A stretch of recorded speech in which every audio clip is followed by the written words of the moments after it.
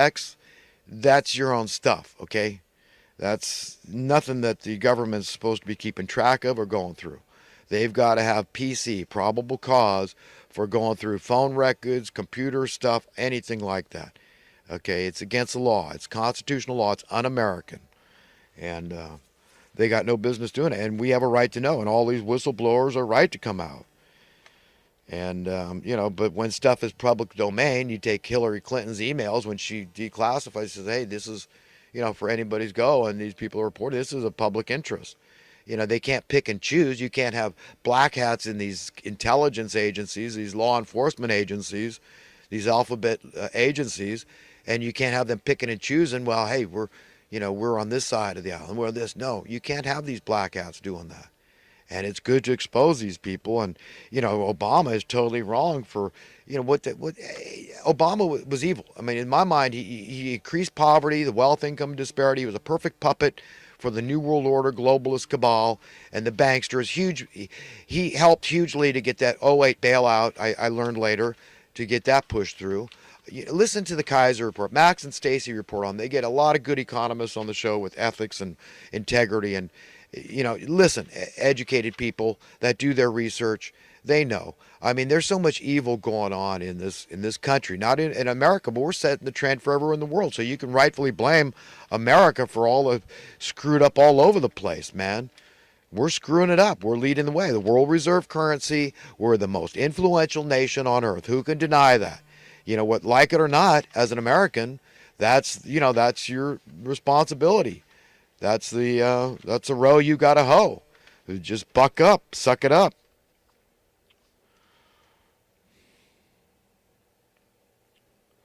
I wanted to personally thank these multi-billionaires, this Richard Branson and Mark Zuckerberg and Elon Musk. I really think that these people are smart. They're the smart ones. They know that this basic universal income, just see it as an extension of Social Security, 18 on up, man. And you never got to worry about at least your basic needs, okay? Housing and food and a basic allotment of energy needs, okay? And if you want more beyond that, then that would be your incentive to go out there and give more if you need more incentive. Because a lot of people are very satisfied with very little. Live and let live and all that. Okay, these people know. All these patents, this disruptive technology, it will release all that stuff, man. All this copyright nonsense. Release it all, man. Let's progress. Let's get it on here. So, yeah, I think they're fantastic, and I think that they're smart. And I know that, a kinder, safer, gentler society, it would be a beautiful thing for rich and poor alike. They know that. They're smart enough to figure that out.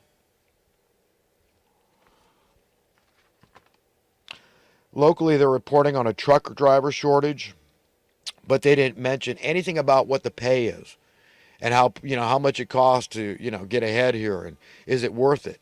No, they not mention pay. Oh, we just got this truck driver. We're not going to say how pay is involved there. It's just like these farmers when they we got a shortage of laborers and work.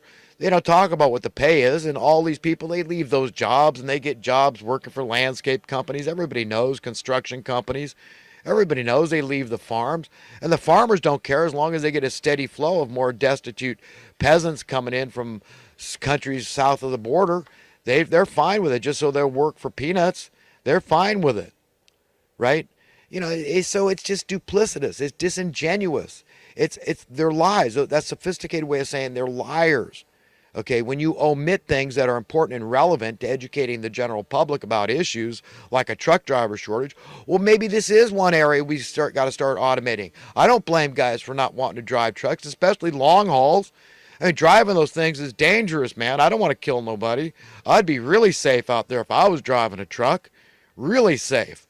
And I'd want to make sure my equipment was in tip-top condition.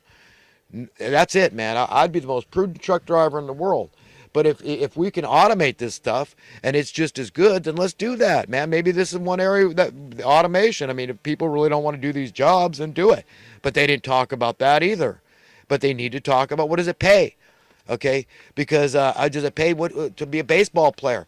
Do you have a shortage of guys that are qualified to play professional baseball? No, you don't. So how do they get these multi-million-dollar contracts? How about people that are willing to spew out, parrot the news out there, these national news chains, and they got these multi-million-dollar contracts? Do you have a shortage? No, but what does it pay? Okay, you understand? How does pay involve? It plays into it. Let's have the discussion. But no, we're not going to have that discussion.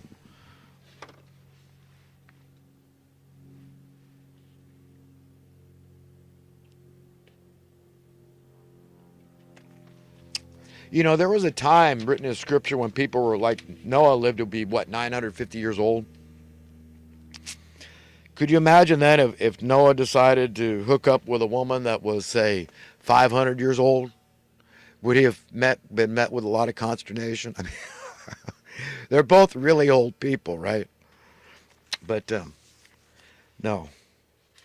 And I was just thinking about that. I was thinking about all the consternation. I mean, an older woman with a younger man, yeah, I could see that. They could both find each other attractive. And there's nothing morally degenerate, immoral about that.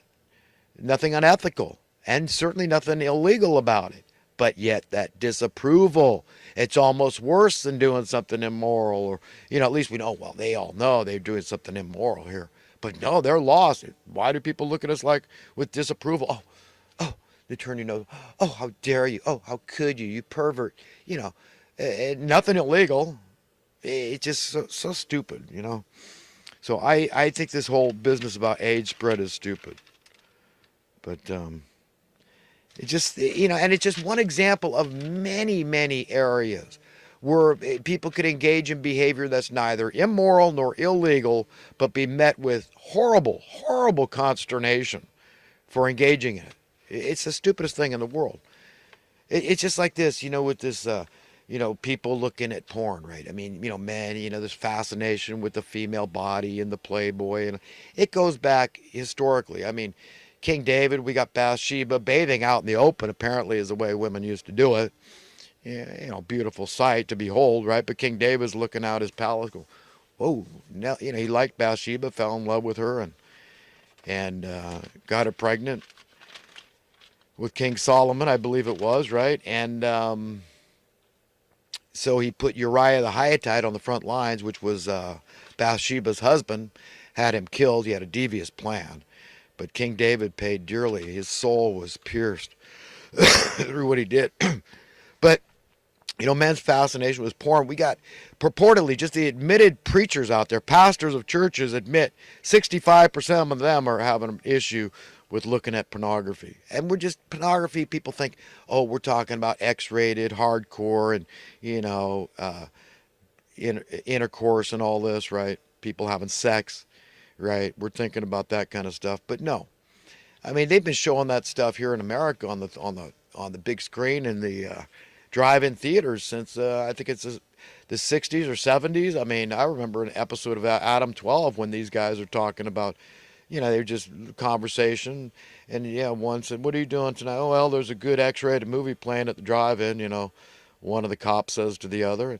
And, people accept it. I mean, in college, they're teaching people, yeah, you look at these images of nude women and, it arouses you. And then you touch yourself and, you satisfy yourself, satisfy, it's really population control. They're manipulating our reality here is what they're doing here. As if any man needs to be taught, okay, how it works. It's just programming us. So, we think that this is, there's something weird with us. We're an anomaly. We're terminally unique somehow, and we're bad. We're immoral, and, it's not illegal, of course. And is it immoral? I mean, that's for God to decide. Was it immoral for King David to look at Bathsheba when it was perfectly normal? It was accepted that women were bathing right out in the open? You see what I'm saying? But I get it. Believe me, I'm really kind of a modest guy. So as much as I talk about this clothing issue, it's just a point how we're unique from the other creature who we obsess on nudity when they've got no issues. But I like clothes. You're not going to catch me naked anywhere where it's not expected. That's how I feel. I got no desire to be other than what I am. And I like clothing. I appreciate clothing. So for me, it's not for me. And, I say we get rid of the money, but we keep the clothes. So that's where I'm coming from. But I just, it's a conversation that needs to be had, okay? Because it's nearly ubiquitous, this issue that people have a problem. But these are drugs, are very powerful drugs God put into our bodies. These procreation drugs like oxytocin and testosterone and the endorphins and the dopamine, adrenaline. They're very powerful drugs that are in our brain. It's not to blame God, but it's more to thank God. But what we really want is self-control. You don't want to be out of control of yourself, okay? And but these are issues that points we need to talk about. But do we? No, because it's a very uncomfortable conversation. And I openly, it's a very uncomfortable conversation for me.